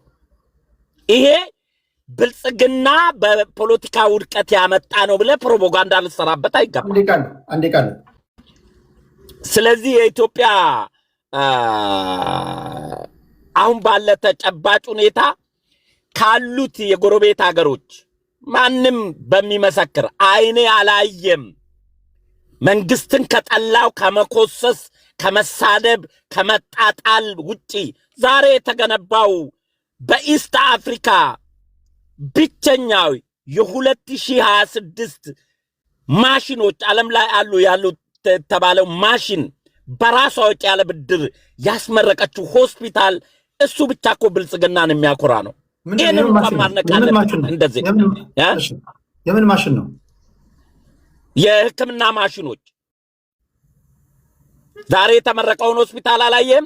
እሺ፣ ጠቅላይ ሚኒስትሩ የመረቁትን። እሺ፣ በኢስት አፍሪካ የሌለ ሆስፒታል ነው። እሱማ ምን እኛ ሰፈርም የሆነ በሆነ ዋስ ሲሰራ መራቂዎቹ በኢስት አፍሪካ የሌለ ነው ይላሉ። ያውልህ ብልጽግና መሰረተ ድንጋይ ለምርጫ አያስቀምጥም። ብልጽግና መሰረተ ድንጋይ አስቀምጫለሁ ብሎ ቪዲዮ ሲሰራት አልታየም። ሪቫን ሲቆርጥ ነው የሚታየው። ይሄን ማነቅ ያስፈልጋል። ሁሌ ጥላቻ ብቻ አይምሮ ግተው በቃ መንግስት ስለምትጠላ አገር ላይ ያለ ነገር ሁሉ መጥፎ ነው ማለት የአይምሮ ህመም ነው የሚመስለኝ ለኔ። ምክንያቱም ብልጽግና ይሄዳል፣ የተሰራ መሰረተ ልማት ግን ለህዝብ ነው የሚቀረው። አንተ ነገ መንግስት ብትሆን አዲስ ታይምስ ነገ መንግስት ቢሆን የሰራውን ነገር ህዝብ እንደ ባደንቅለት ምን አይነት ስሜት ይሰማዋል? መንግስት ለመሆን አዲስ አበባ ሊገዛ አይደል ፓርቲ ያቋቋመው። ለአዲስ አበባ የተሰራ ነገር ሰይጣን ይስራ፣ ይሄ መልካም ነው፣ ይሄ ጎሏል፣ እኛ እናሟላለን መባል መለመድ አለበት። ቴዲ እሺ፣ መጨረሻ ላይ የተናገረው ነገር በነገራችን ላይ አሁን ባለፉት 8 ዓመታት የሆነ ፕሮጀክት ተጀምሮ ዴሊቨር ሳይደረግ የተቋረጠ የምታውቁት ፕሮጀክት አለ? ካለ ኮሜንት ላይ ጻፉልኝ። በተለይ አብይ ወደ ስልጣን ከመጣ በኋላ የሆነ ፕሮጀክት ተጀምሮ ሳያልቅ ወደ ሌላ ፕሮጀክት፣ ያኛው ሳያልቅ ወደ ሌላ ፕሮጀክት የተሄደበት ፕሮጀክቶች ካሉ ንገሩኝ። ወይስ የተጀመረ ሁሉ ሲጠናቀቅ ነው ያያችሁት? ፍርዱ ለእናንተ ልተው። አዲስ ታይምስ 6 ደቂቃ አለ። በፋኖና በአገር መከላከያ ሰራዊት ላይ ፎከስ እያደረጋችሁ እሱ ላይ መለሳለሁ። ወደ ምርጫው ልሂድና በመጀመሪያ ደረጃ ፎር ዩር ኢንፎርሜሽን መስፍን ፈይሳ፣ አሁን እኔ ጋዝ ስላልኩኝ ጋዝ ላይ በጣም ስቲክ አደረክና ልክ ወስደው የሚሸጡት ቴዲኮ እየሳቀንም ኮንትሮባንድ ወስደው የሚሸጡት ማለት እኮ ማንም የህዝቡ እኮ ወይ አትራፊ ነጋዴ አይደለም ወስደው የሚሸጠው እኮ የመንግስት ሰው ነው። ሌባ ነው እኮ ወስዶ የሚሸጠው ኮንትሮባንድ ወስዶ የሚሸጠው እና በዚህ ከመንግስት ጋር የሚሰሩ ሰዎች ነው። ቴዲ እንዳለው በርካሽ ይወስዳሉ፣ መንግስት ደግሞ ሰብሲዳይድ ያደርጋል። ያንን ብርም አትሊስት የተወሰነ ያገኛሉ። ገብቷል። በርካሽ ወስደው ሄደው ይሸጣሉ፣ በርካሽ አምጥተው ማለት ነው። ይሄ መኒ ላውንደሪንግ ነው። ወይንም በኢትዮጵያ ህዝብ በህዝብ ታክስ በሚከፈል ገንዘብ ላይ እነሱ ሌላ ትርፍ የሚሰሩ ሌቦች ናቸው። እነሱን እንደ ቁም ነገር መቁጠርህ እኔ አለማወቅ ነው የሚመስለኝ። ከዛ በተረፈ እንደው ፎር ዩር ኢንፎርሜሽን 1 ኪሎ ስጋ ኬንያ ውስጥ ስንት ብር መሰለ? ኬንያ ውስጥ 1 ኪሎ ስጋ እዚህ ጋር ሰርች ያደረኩልህ ነው። የታለ? ይኸውልህ ኬንያ ውስጥ አንድ ፕሪሚየም ስጋ 450 እስከ 800 ብር ነው። ፕሪሚየሙ ስታንዳርድ ስጋ ስታንዳርድ ማለት ነው። ፕሪሚየሙ ደግሞ 1200 ብር ገብቷል። በጣም ጥሩ የሚባለው ማለት ነው። ኢትዮጵያ ውስጥ እኮ ስታንዳርድ ስጋ 5000 ብር ነው የሚሸጠው። የኬንያ ሽልንግ ነው ማወራለ። የኬንያ ሽልንግና ኢትዮጵያ ብርን እንደ ብር ውሰደው እና 5000 ብር ነው የሚጀምረው ኢትዮጵያ። አንድ ቁርጥ ስጋ ብትገዛ አንተ አሁን 1 ኪሎ ብትገዛ 5000 ብር ነው፣ 4000 ብር ነው የሚገዛው። የኑሮ ውድነቱን ማስተያየት ትችላለህ። ኬንያ ውስጥ አፓርትመንት ወይንም ሃውስ ሬንቲንግ ስንት እንደሆነ ታውቃለህ? የሚጀምረው የታለ? ይኸውልህ ማክሲመም ሬንታል ኦኬ $150 እስከ 350 ትከፍላለህ ኬንያ ውስጥ። ኢትዮጵያ የሚጀምረው $700 በዶላር በ700 ብር ነው የሚጀምረው ሬንት ዋን አፓርትመንት ማለት ነው። 50 ሺህ 30 ሺህ ነው የሚለው። ይሄ እንደው ራፍሊ ዳታውን ነው የምነግርህ ያለሁት። የኑሮ ውድነት ሰውን አጉብጦታል። አንድ ልጅ ሲገጥም ነበረ ሰሞኑን ምን አለ? የኢትዮጵያ ህዝቦች በኑሮ ውድነት ቁልቁል እንድትዘግጡ በጦርነት የሚያልቅ ህዝብ ልጅ እንድታዋጡ አብይን ምረጡ ብልጽግናን ምረጡ እያለ ገጥሟል። እውነቱን ነው። በኑሮ ውድነት አንገት እንዲጎብጥ መነሳት እንዳትችል እንዳትበላ እንዳትጠጣ እና በኑሮ ውድነት እንድትሰቃይና የስቃይ ኑሮ እንድትኖር ብልጽግና መምረጥ ነው። በጦርነት ደግሞ በየጊዜው የሚለከሱ በጦርነት ልጅህን ደግሞ አዋጣ የእግሩ እንዲቆረጥና መልሶ ወጥቶ እንዲለምን ብልጽግናን መምረጥ። ብልጽግና አንድ ጥያቄ ላንሳልህ አንተ ጠቅላይ ሚኒስትሩ ወደ ስልጣን እንደመጡ መጀመሪያ የገጠማቸው ጦርነት ነው አይደል? ጦርነት አልገጠማቸው። መጀመሪያ ምንድነው የገጠማቸው? መጀመሪያማ ሁሉም ህዝብ ተቀበላቸው። ጦርነት አልገጠመም። ጠቅላይ ሚኒስትሩ ቆይ ወደ ስልጣን ከመጡ በስንተኛ ዓመታቸው ውስጥ ነው ጦርነት ውስጥ የገቡት? 2018 ወደ ስልጣን መጣ በፈረንጆች። በ2020 ላይ ጦርነት ጀመረ። ከሁለት ዓመት በኋላ ራሱ ነው ጦርነት ይርስ ማለት ነው። ያ within 2 years within 2 years ገና የኢኮኖሚ ፖሊሲ እንኳን በአግባቡ ስታብሊሽ በማታደርግበት ወይም ደግሞ ቢሮ መግቢያና መውጫውን እንኳን ለመለየት በቅጡ በማታውቅበት ቦታ ላይ ነው በሁለት ዓመት ጦርነት ውስጥ የገባው አይደለ? ይሄ ጦርነት ደግሞ ቀላ ተተኩሳለህ። ይሄ ቀላ ዶላር ነው። ኢንፍራስትራክቸር ያወድማል። ገበሬው እንዳርስ ያደርጋል። የዛ ውጤት ነው የኑሮ ውድነቱን። አሁን ለምሳሌ በሰሜኑ ጦርነት በነገራችን ላይ አሁን ንጹሃን ገፈት ቀማሽ ያደረገን እሱ ነው። የምንዋጋው ጦርነት መቀሌ ላይ የምትዋጋው ሞያሌ ላይ ያለውን ዋጋ ያስከፍለዋል።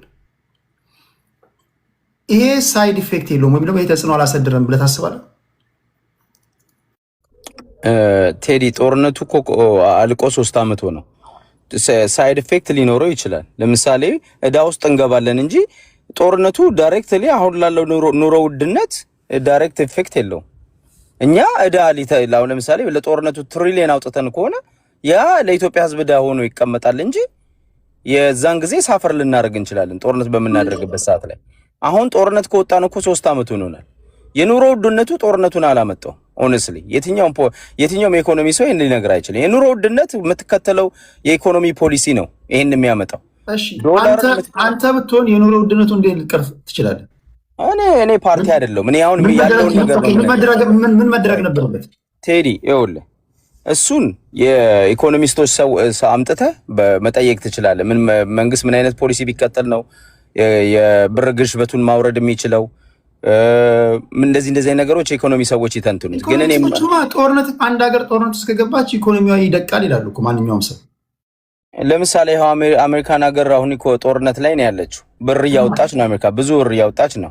ጋዝ ተጨምሮ አሜሪካ ብዙ ዘርፋ የምታመጣበት ወርቅም ነዳጅም ተዘርፋለች። እቺ እንኳን ሀገር የታክስ ፔሩን መኒ ዌስት እያደረገች የኑሮ ውድነቱ ጫንቃውን ያጎበጠው ማህበረሰብ ተፈጥሯል። አንተም ያለበት ሀገር ላይ ነዳጅ ለምሳሌ በማታውቀው ጦርነት ዋጋ እየከፈልክ ነው። አሁን እዚህ ሀገር ላይ ዋጋ ጨምሯል እንጂ ኑሮ ውድነት በጣም አሰቃይቶን አይደለም ያለው። የጨመረ ዋጋ አለ ግን አፎርድ የምናደርገው ነው። ገብቷል? ለምሳሌ ምን ልበል፣ አሁን ጋዝ ቢጨምር፣ አሁን ለምሳሌ እኔ የምኖርበት ቦታ ላይ ጋዝ 3 ብር 4 ብር የነበረው አሁን ወደ 4 ብር ከ95 ብር ጋዝ የጨመረው ለምንድን ነው እኮ? በጦርነቱ ምክንያት ነው። እሱን ልነግርህ እኮ ነው። ኦኬ ጦርነቱ። ስለዚህ ጋዝ ዋጋ አንተ ጦርነቱ ከዚህ ቀደም ለ1 ሊትር ትከፍል የነበረውን 1 ብር ጨምሮብህ ማለት ነው። 1 ብር ጨምሮብኝ የከፈልኩ ነው። ግን ኢንካም በዛው ደረጃ ጨምሯል። ነዳጅ ሲጨምር ኢንካሜ ሳይጨምር ያለውን የኑሮ ውድነት መቋቋም ብቻ ሳይሆን ሰርፕላስ ማድረግ እችላለሁ። ኦኬ እሱ ሲስተም ኦልሬዲ ስታብሊሽ ያደረገ ሲስተሙ ስለገባ ነው እንጂ ኤግዛክትሊ። አብይም ሲመጣ አሁን ወደ ጥያቄው ነው። እሺ ዴቨሎፕድ ካንትሪ እና ዴቨሎፒንግ ካንትሪ ወይም ደግሞ ያደጉ ሀገሮችና በማደግ ላይ ያሉ ወይም ደግሞ አንደር ፖቨርቲ ላይ የሚኖሩ ሀገራትን በአሜሪካ ሜዠርመንት አይደለም። አሜሪካ ላይ ዋርታይም ኢኮኖሚ ያላቸው እንዲም ሆኖ ህዝቡ እኮ ምድር አንቀጥቅጥ ሰልፍ ሊወጣ በዝግጅት ላይ ነበር አይደል? ምክንያቱም የኑሮ ውድነቱን እየጨመረበት ስለመጣ መቋቋም ስለተሳነው። አሁን በኢትዮጵያ ደረጃ ላይ እንምጣ። ኢትዮጵያ በምታክል ከድህነት ወለል በታች የሚኖር ህዝብ ያላት ሀገር ላይ እዚህ ላይ ጦርነት ስትገባ ምንድነው ኤክስፔክት የምታደርገው? ብልጽግና በጦርነት አይደለም ብር እያጠፋ ያለው። ከጦርነቱ በላይ በኮሪደር ልማት ብሎ እኮ ስንትና ስንት ትሪሊየን የኢትዮጵያ ብር እያጠፋ ነው። በ200 በ300 የሚሆን ሚሊዮን ዶላር እያጠፋ ነው። ይሄ ሰውዬ ቢሊዮን ዶላር እያጠፋ ነው። በ100 ቢሊዮን ዶላር የሚሆን ለኮሪደር ልማት ብሎ ፕራዮሪታይዝ የማይደረግ ማለት ነው። የኑሮን ይሄንን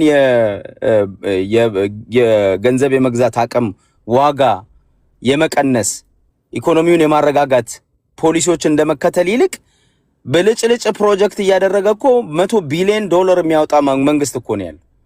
እና የምታወራው ቴዲ ምንም አይገናኝም።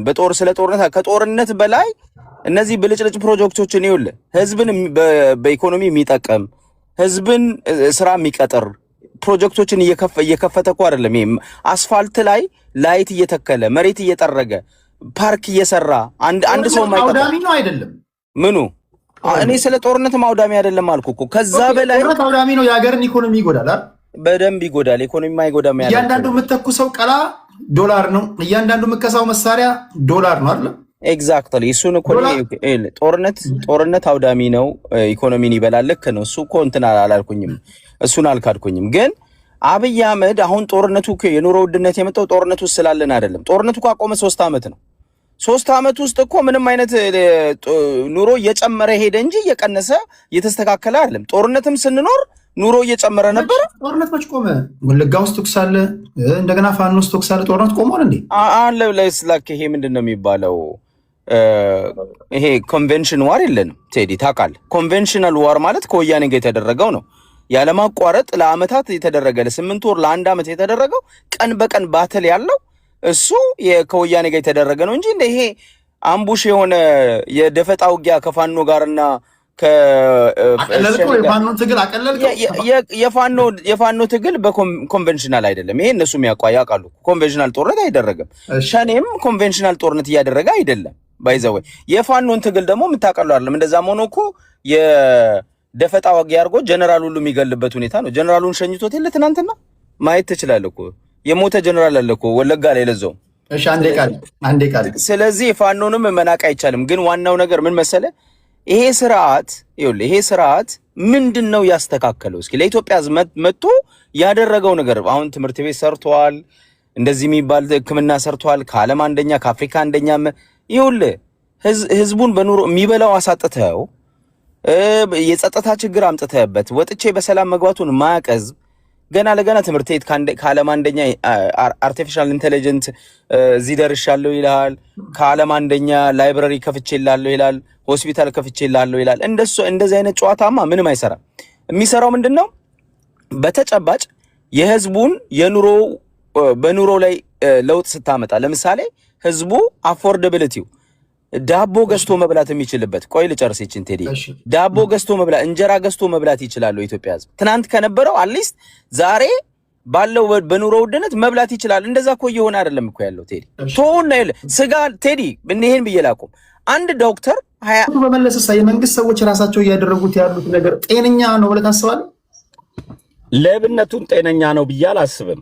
ነገር ግን ሌባ ማህበረሰብ እስከሚቀየር ድረስ ስርዓት ብትቀይር ሌባ ይጠፋል ማለት አይደለም። ሌባ እኮ ከህዝብ ውስጥ ነው የወጣው።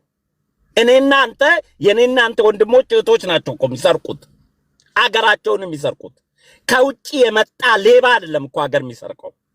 ሌባ አስተሳሰብ አብይ ያመነጨው አይደለም። ሲስተም ወደ መዘርጋት ከሰዎች ንክኪ የሆነ ሲስተሞችን ወደ ማሳደግ እንጂ ማህበረሰባችን የሌብነት ባህሪ የኛ ወንድሞች፣ የኛ እህቶች፣ የኛው ዘመዶች ናቸው የሚሰርቁት። ሌባ አስተሳሰብ ሌብነትን የምታስቀረው ሲስተም በማሳደግ ነው፣ ሌቦችን የምትቆጣጠርበት። ይሄ ደግሞ ኤአይ ቴክኖሎጂ ይለናል አዲስ ታይምስ። ቴክኖሎጂ ሌባ እንዲይዝ እኮ ነው። ከሰው ንክኪ የወጣ መረጃ ቁጥጥር ያለው ለመስራት ቴክኖሎጂ ይደግ ሲባል ኤአይ ሰራ፣ አርቲፊሻል ኢንተለጀንስ ሰራ ብሎ ያጣጥሏሉ፣ ሌብነት ለመስረቅ ስለሚፈልጉ። ለዚህ እኮ ዲጂታል አይዲ እያንዳንዱ ባንክ ውስጥ አስይዙ ሲባል ምን ብለው ካምፔን አደረጉና አዲስ ታይምስ ፋኖንና የመንግስት የሚፈልጋቸውን ለመቆጣጠር ስለሚፈልግ ነው አሉ።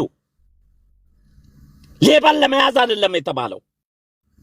ፋይዳ አይዲ እንደ ካናዳ እንደምትኖረው አሜሪካ ስኖር ሶሻል ሲኩሪቲ እንዳለኝ አንድ ቦታ የሆነ ነገር ስትሰራ ያን ሶሻል ሲኩሪቲ ሳታስገባ ምንም ማንቀሳቀስ አትችልም። ኢትዮጵያ ውስጥ ፋይዳ አይዲ ሌቦችን የሚይዝበት ነው። ለዚህ ነው ባንክ ሌብነት ለማቆም በአስቸጋይ ፋይዳ አይዲያችሁ ነው ባንክ ውስጥ አንድ ሰው እኮ ቴዲ ኢትዮጵያ ውስጥ 8 መታወቂያ በስምንት ሰው አለው።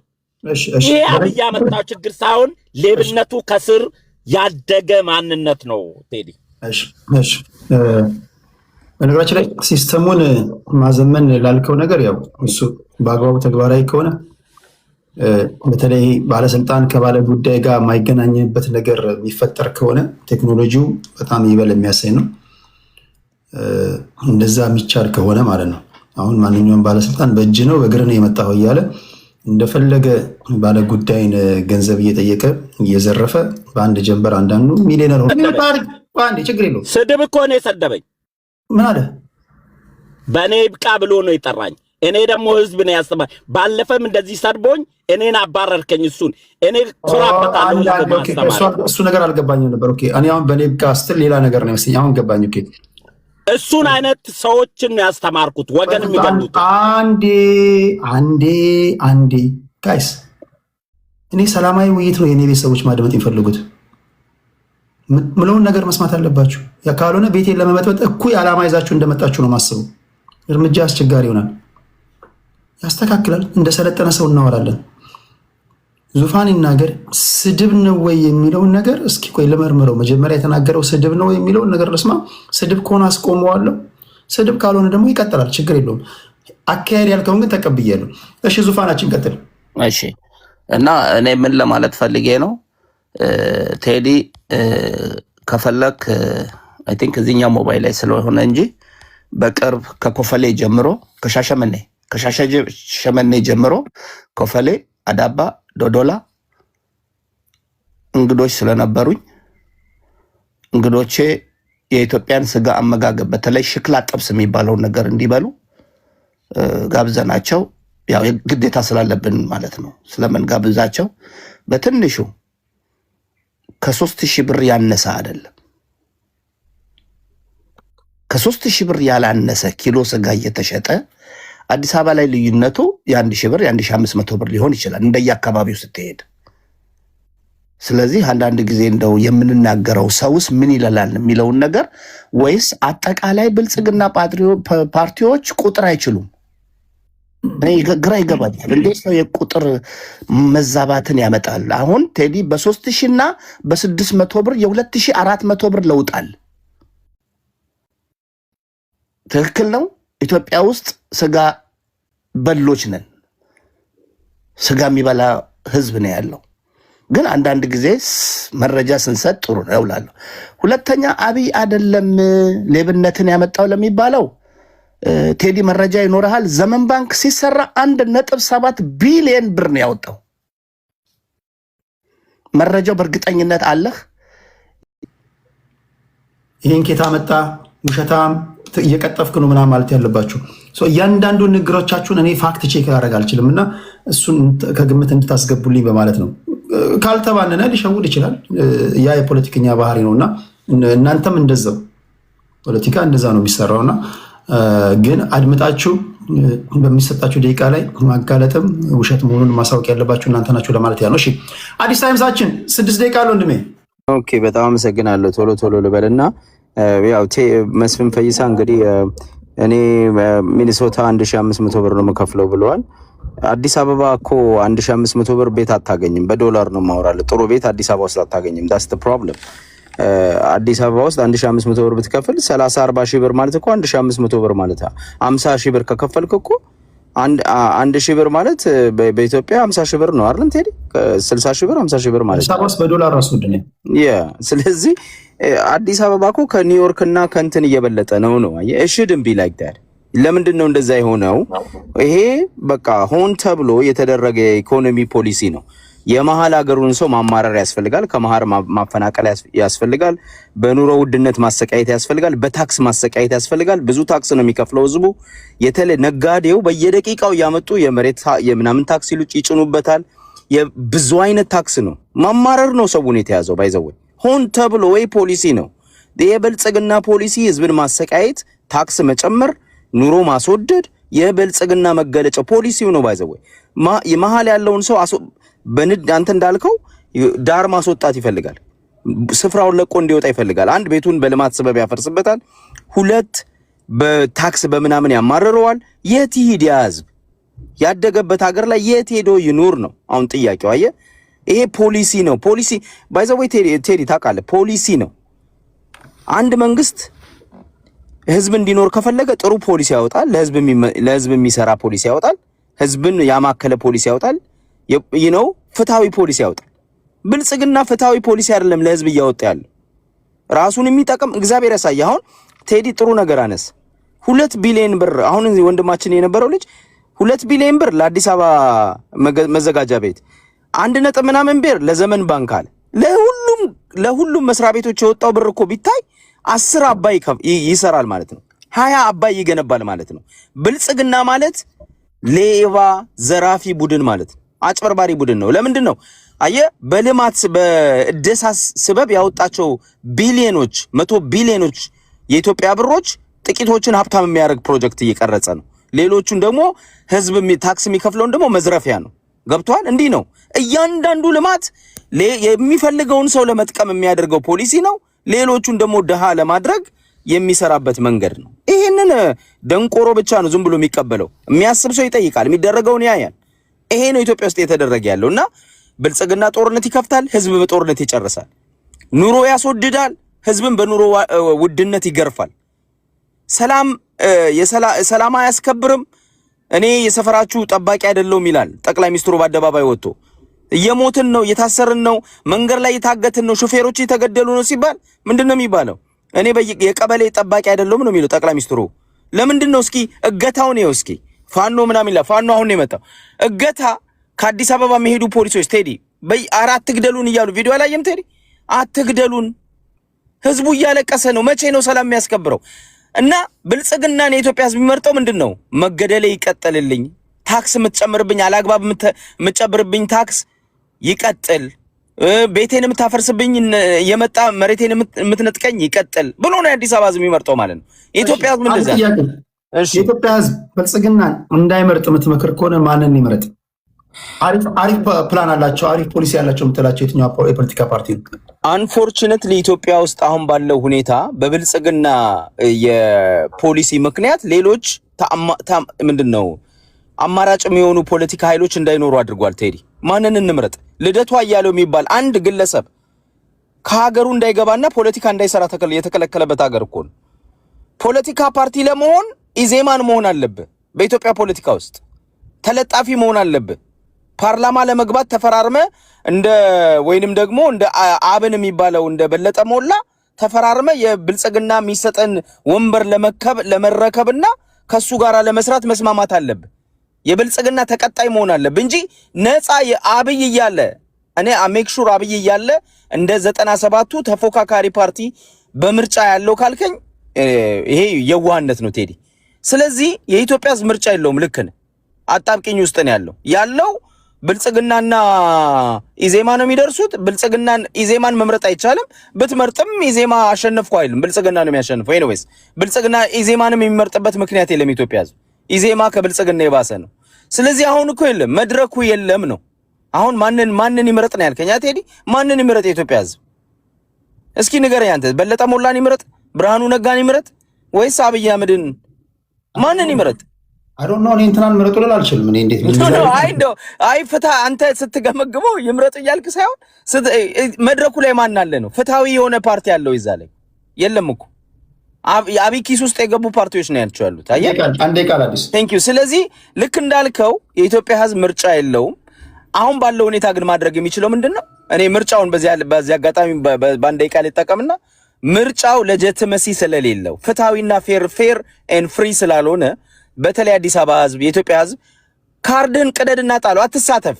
ብልጽግና ቁማር እንዲበላ ወይንም ይሄም ያህል ሰው 50 ሚሊዮን ህዝብ ተሳተፈ 20 ሚሊዮን ህዝብ ተሳተፈ መርጦኛል ብሎ የውሸቱን እንዳይነፋ ጉራውን እንዳይነፋ ካርድን የወሰድከውን ካርድ ተገደሚውን ወደ የወሰድከውን ካርድ ቅደድና ጣለው። ምርጫው አንተ ሌላ ብትመርጥም ብልጽግና ነው የሚያሸንፈው። ብልጽግና ኦልሬዲ ያሸንፏል። ብልጽግና የጉልበት ቡድን ነው። ምርጫ የሚያደርገው ለይስሙላ ነው ይታወቃል። የይስሙላ ፓርቲ ላይ ደግሞ እውቅና ተስጥ ነው ምለው። አመሰግናለሁ።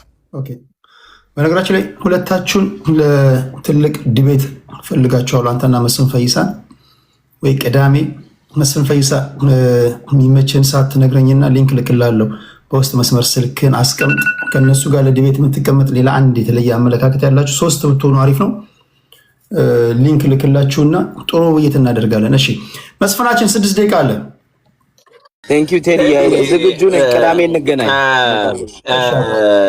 አንደኛው ዘሎ ወጣው የኔን ለማስተባበል የወጣ ማስረጃ ጠይቃለ። ማስረጃ አቅርቦልሃል እንደሱ ወይስ እሱ እውነት የኔ ውሸት ነው ተብሎ መጽሐፍ ቅዱስ ላይ ተጽፏል?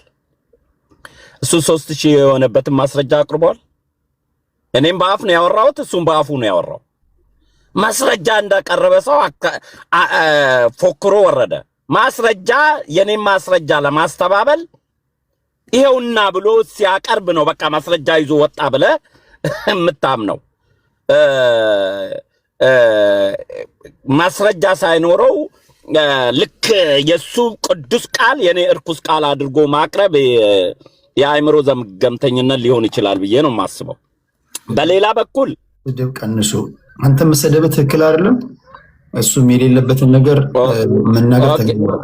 በሌላ በኩል አዲስ አበባ ውስጥ አርሰናል ጨዋታ ደጋፊዎች አይታል ቴዲ፣ ያ ሁሉ ወጣት አብይ ይችላል ብሎ ሲዘፍን የነበረ ወጣት ኢትዮጵያ አይደል እንደሚኖረው? ወይስ ይሄ ዛሬ መስቀል አደባባይ ወጣው፣ ጎንደር ላይ ወጣው፣ ባህር ዳር ላይ ወጣው ይሄ ህዝብ በሙሉ አበል ተከፍሎት ነው? ለአንድ ሀገር ምርጫ እኮ የተወሰነ ፐርሰንት ከመረጠው ሌላው እኮ በዛ ሐሳብ ይገዛል። ተሸንፈህም ማለት ነው።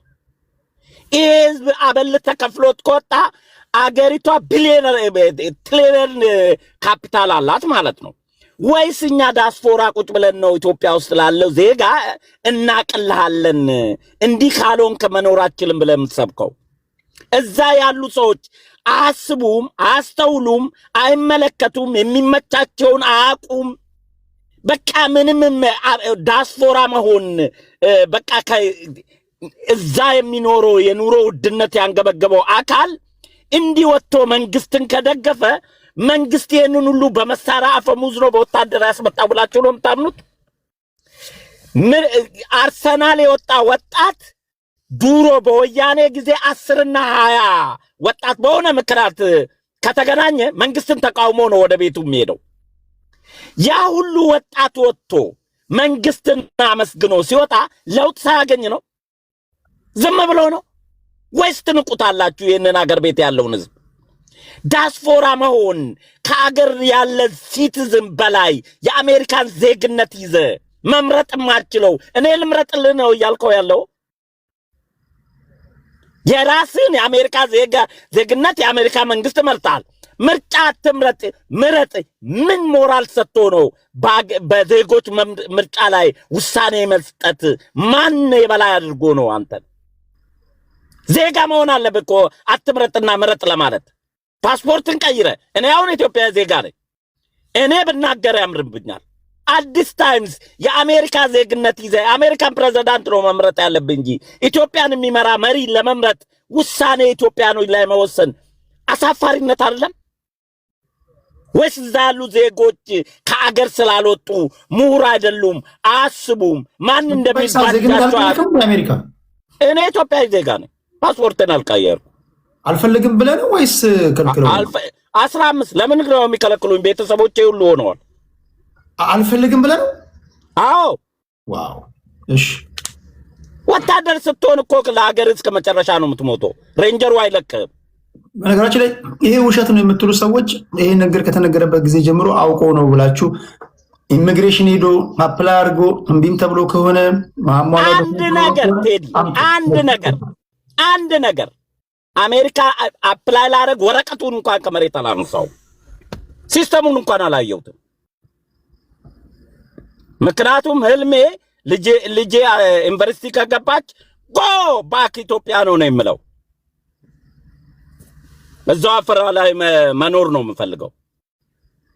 ስለዚህ ፓስፖርትን ቀይረህ በኢትዮጵያ መራጭ ዜጋ ላይ የአሜሪካን ፕሬዝዳንት መርጠ የሚመራ መሪ የመረጥክ ኢትዮጵያኖችን ምርጫ ተጭበርብረዋልና ወረቀት ቀደዱ ማለት ይሄ የኢትዮጵያ ዜጎች ቴዲ አካይዳል።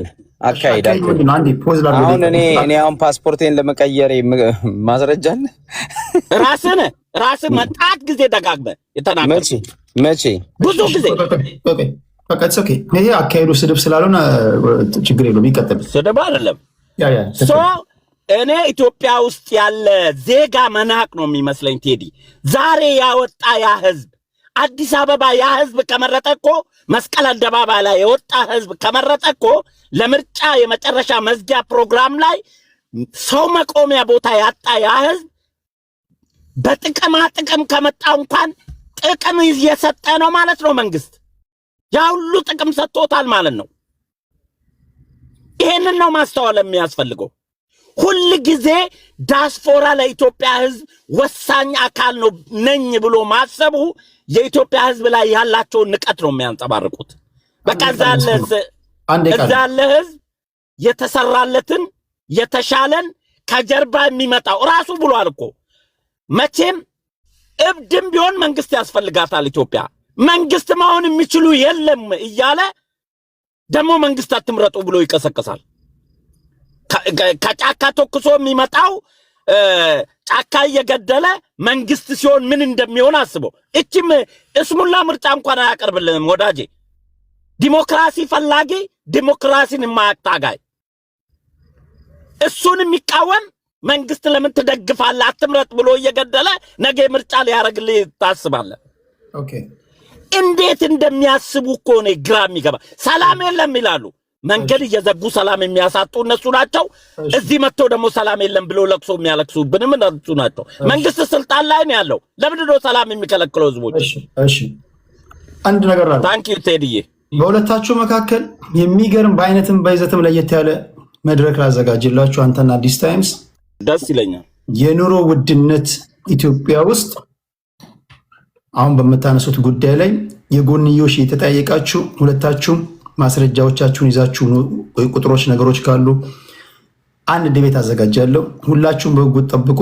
የሚመቻችሁን ጊዜ ንገሩኝ። አዲስ ታይምስ የሚመችህ ጊዜ መቼ ነው?